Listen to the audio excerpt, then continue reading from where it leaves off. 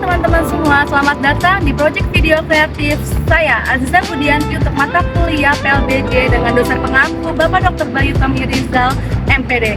Di sini saya dari mahasiswa PGSD UHK ingin memperkenalkan kalian museum yang ada di Jakarta. Ya, lebih tepatnya sejarah lokal di Jakarta itu ada apa aja sih? Di sekeliling saya ada banyak banget alat-alat tempur yang dulu dipakai untuk mempertahankan kemerdekaan Indonesia. Nah, kalau kalian lewat Jalan Gatot Subroto Jakarta Selatan, terus kalian enggak nih ada alat-alat tempur atau kendaraan yang dulu dipakai untuk mempertahankan Indonesia, itu tuh sebenarnya museum apa sih? Nah ya, ini Museum Satria Mandala. Nah, untuk lebih tahu lanjutnya lagi, ikuti aku terus biar supaya tahu isi koleksi dalamnya ada apa saja. Yuk!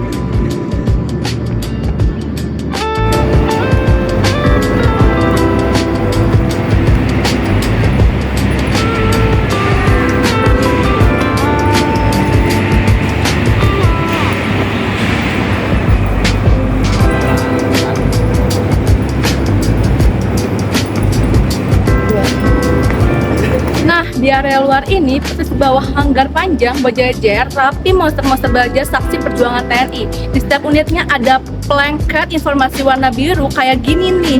Jadi bisa langsung tahu jenis spesifikasi sampai sejarah operasionalnya. Dari tank amfibi, kendaraan aku personal lapis baja, sampai panser legendaris yang pernah dipakai dalam berbagai operasi penting di Indonesia ada di sini. Aura gagahnya tuh masih berasa banget. Serunya lagi, karena tempatnya beratap, kalian nggak perlu takut kepanasan atau kehujanan pas lagi foto-foto atau baca sejarahnya. Cocok banget kan buat liburan akhir tahun ataupun bersama teman dan keluarga. Yuk ikutin aku terus. 3.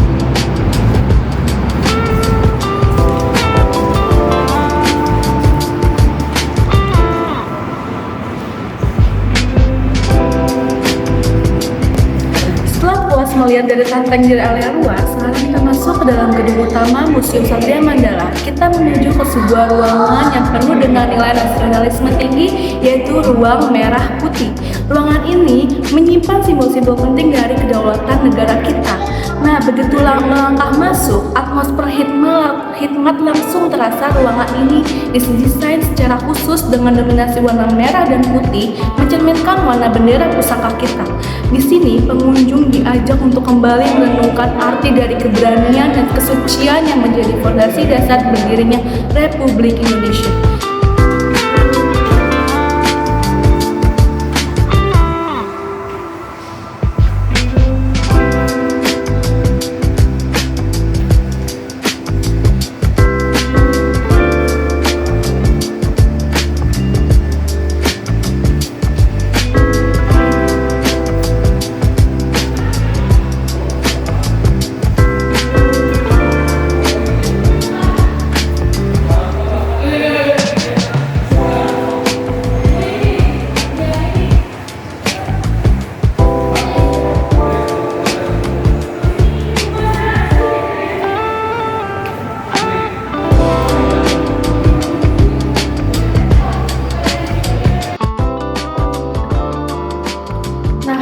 Kita masuk ke ruang jejak 2.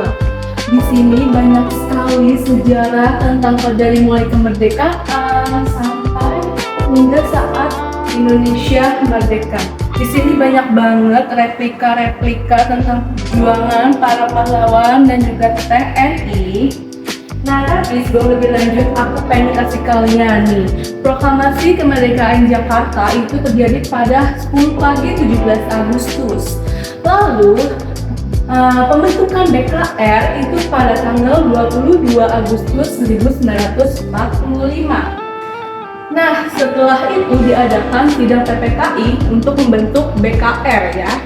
Lanjut kita ke bentuknya badan-badan perjuangan, di mana ini gerakan organisasi pemuda dalam perjuangan untuk menjaga ketertiban dan keamanan negara.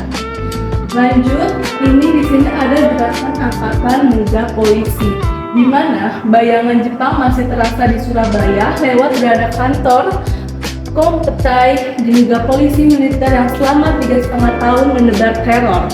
Lanjut, di sisi sini ada pembentukan Tentara Keamanan Rakyat, yaitu pada tanggal 5 Oktober 1945. Kalian bisa lihat seluruh informasinya. Nah, lanjut kita masuk ke pertempuran Surabaya nih. Pada tanggal 10 November diadakan pertempuran Surabaya ini ya. Menjadi lautan api dari lorong-lorong kampung.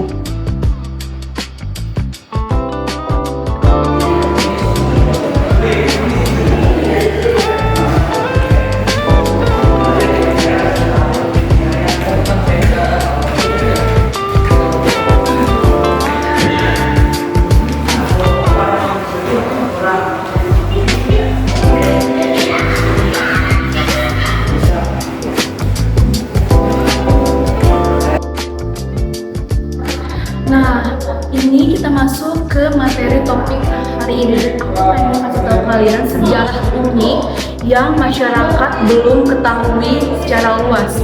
Dulu museum ini itu sebelum dijadikan museum, ini area Wisma Yaso. Wisma Yaso itu apa? Wisma Yaso itu adalah tempat tinggal dari istri presiden pertama kita, yaitu Bung Karno. Istri beliau bernama Ratnasari Dewi yang dulunya sempat tinggal di area wilayah ini. Bahkan sebelum Bung Karno meninggal, setelah Bung Karno meninggal, dia sempat disemayamkan di area ini sebelum dipindahkan di Blitar pada tahun 1970. Nah, seiring berjalannya waktu, ada sebuah ide dari sejarawan militer yang bernama Pak Nugroho Susanto yang mengidekan area ini menjadi museum pengoleksi alat-alat tempur ataupun senjata-senjata tempur yang untuk mempertahankan kemerdekaan Indonesia.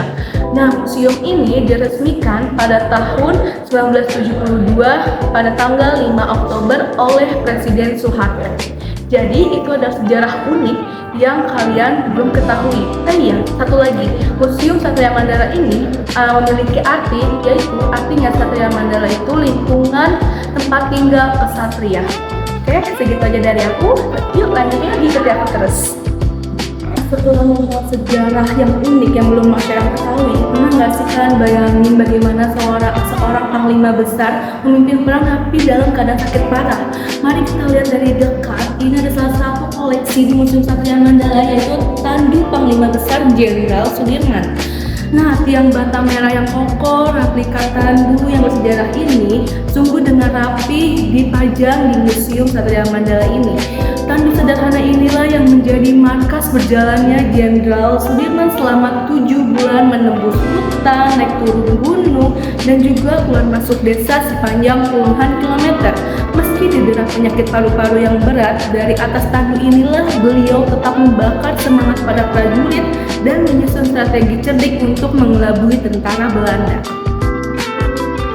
Nah, ini kita masuk ke ruang Dharma Pertiwi Sakti. Kita bisa lihat salah satu interior Museum Satria Mandala yang dipenuhi aura wibawa militer yang sangat kuat. Inilah ruang pameran khusus yang mendedikasi penghormatan bagi salah satu jenderal besar kita, yaitu Abdul Haris Nasution.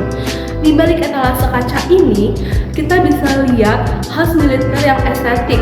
Pada beliau, kita bisa melihat langsung potret masa muda beliau yang terbingkai rapi di bagian atas, berdampingan dengan patung dada perunggu sang jenderal yang sangat gagah.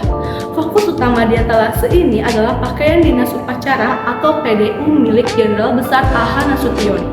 Seragam berwarna hijau tua ini masih tersimpan dengan sangat terawat, lengkap dengan deretan tanda jasa, lencana penghargaan di dada, serta pangkat bintang di pundaknya. Tepat di bagian bawah seragam juga terdapat pula topi pet dinas bermotif padi dengan kapas emas yang menjadi simbol kepemimpinan tertinggi.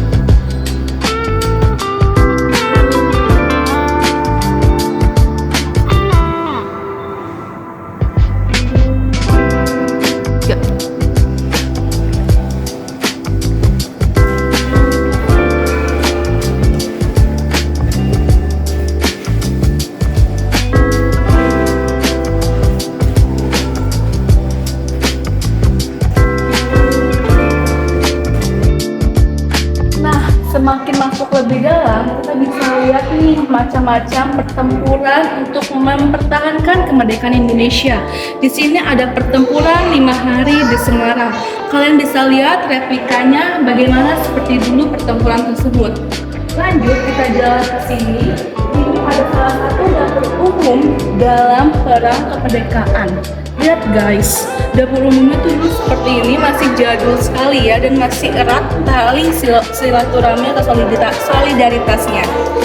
Lanjut kita ke sebelah sini, ada pertempuran Ambarawa, yaitu terjadi 12 sampai 15 Desember 1945. Kira-kira seperti ini gambaran pertempuran di Ambarawanya teman-teman.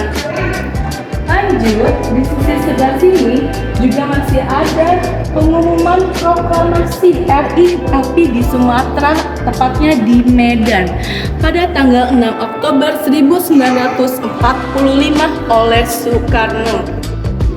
Lanjut, di sini aku ingin kasih tahu juga kalau ada Bandung Lautan Api. Apa sih Bandung Lautan Api? Itu tuh kayak semacam peperangan pada zaman dulu, tepatnya pada tanggal 24 Maret 1946. Kalian bisa lihat bagaimana pertempuran ini. Lalu di sebelah sini juga ada operasi lintas laut dari Banyuwangi ke Bali pada 4 April 1946.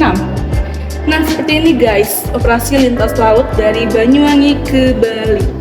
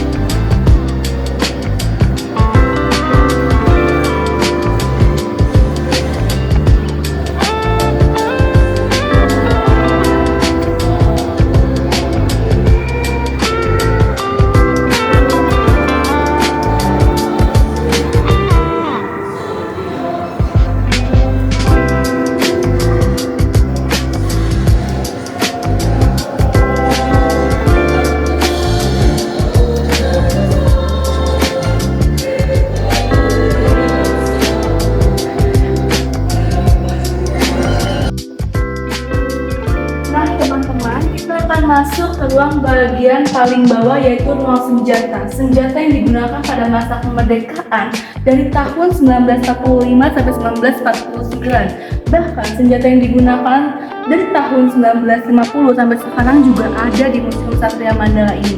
Yuk kita lihat koleksinya ada apa saja. Ini kayak ada semacam pistol kecil ya, gun yang berisi dengan 7 sampai 8 atau 10 peluru. Nah ini juga ada Astra, Savage, Eber dan lain-lain. Nah kalau sebelah sini ada yang namanya Gego, Harvard, Bunkers, Defender, Webley, Colt dan yang lainnya. Nah ini masuk ke revolver Colt PPC. Ini tuh semacam yang diisi pelurunya itu 6 ya, kayak shotgun gitu. Nah ini ada senjata yang direbut dari tentara asing. Ini Lancaster MK dan ada Carl Gustaf dan yang lainnya.